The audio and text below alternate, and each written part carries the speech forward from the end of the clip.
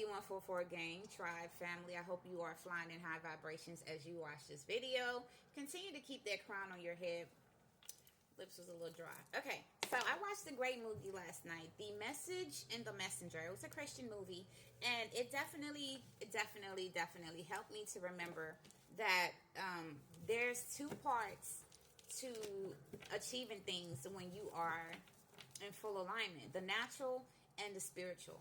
And the natural is doing what you can do, and the spiritual is doing what your spirit needs: meditation, fasting, praying, all those things. But for those of us who are not in a church, who don't have a church home, let me help you understand that you can definitely still have a intimate relationship with the Most High, even when you're spiritual. Because I no longer consider myself Christian. I was once Catholic, then got into Christianity, baptism, and now I'm spiritual. So spirituality means to me, spirit to reality. So whatever my spirit is feeling, it comes out in reality. What is for me to sharpen, what is for me to grow, what is for me to continue to let it be shine.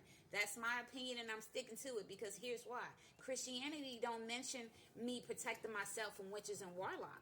Prayer and the Bible, as we now know, is really not helping you protect yourself from spiritual witches and warlocks stealing your destiny, your inheritance. I don't care what you say, believe what you believe, because a lot of people who is only in Genesis and Revelation don't go through witchcraft, envy, black magic.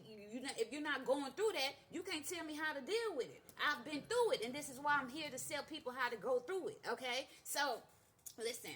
You have to have the spiritual protection. You have to have the knowledge of how your enemies fight, because sometimes they can keep you in a down state if you don't know that you got to speak to the storm. What if they sending you evil eye or ugly spells or low self-esteem like they do to me? How, if you're not speaking against it? I always return back to sender. I cancel and I denounce every ugly spell, every low self-esteem energy, every spirit of stagnation. I'm always speaking to the storm, even when the storm ain't there. You know what I mean? Because if I feel something that's not of me, it got to be the enemy. I return it back to their ass. And if you don't have this kind of knowledge, power, or confidence in you, the enemy can definitely keep you delayed than longer. This is why, in my opinion, it says that my people perish for the lack of knowledge. Because if the word is all we need, how are people perishing from the lack of knowledge if the knowledge is there? There's more to it, okay? Basically, point blank, simple. But I just want to encourage you to continue to do what's right to you, for you and your tribe. A lot of us is not meant to be in the church. When you awaken to your empathic abilities, who want to be sitting next to Keisha, picking up on Keisha energy? Now I got to go home and cleanse, and all I wanted to do was pick up the word. People don't understand. When you're not empathic, intuitive, or sensitive to energies, you can't tell us how to rock how we rock. Because, baby, you don't pick up on other people's energy. You don't walk past them and feel their envy, their pain, their hatred for you. So if you're not going through it, baby, just continue to do you. This not for you, all right? This is for those of us who definitely have those empathic abilities, and you feel people energy, even their evil eye and their negative intention, baby. So you need people to tell you how to go through that, who have been through that, because the Genesis to Revelation don't help you with every spiritual battle. I don't care what nobody said. You need your hyssop, your rule, you need your sea salt, you need your sage, you need those things that's going to protect and cleanse you. Don't forget that everybody can be on a different level in the kingdom of God. All of us don't meant to be cherubs and holding the Bible. Sometimes you elevate past that to seek more knowledge. This is why there's such conflict in the kingdom.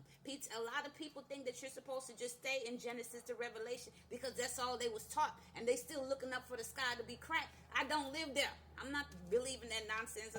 My granny was waiting for the sky to crack. My mama was waiting for the sky to crack. Y'all think y'all finna have me waiting for the sky to crack? No, I'm the revenge. I'm the power. I'm made in his image. I'm meant here to break chains and do things a little differently, okay? Because the way how we was been doing it ain't right. Let's try something different. That's my whole perspective. So if you definitely have a relationship with the Most High, but you don't go to a physical place, just know that there's other ways you can pay tithes, baby. You can go to the homeless people and help them. You can do something nice for somebody in your family who needs it. That's still paying tithes versus giving it to these multi-million-dollar corporations just to say you pay tithes at the church. And what if God ain't there?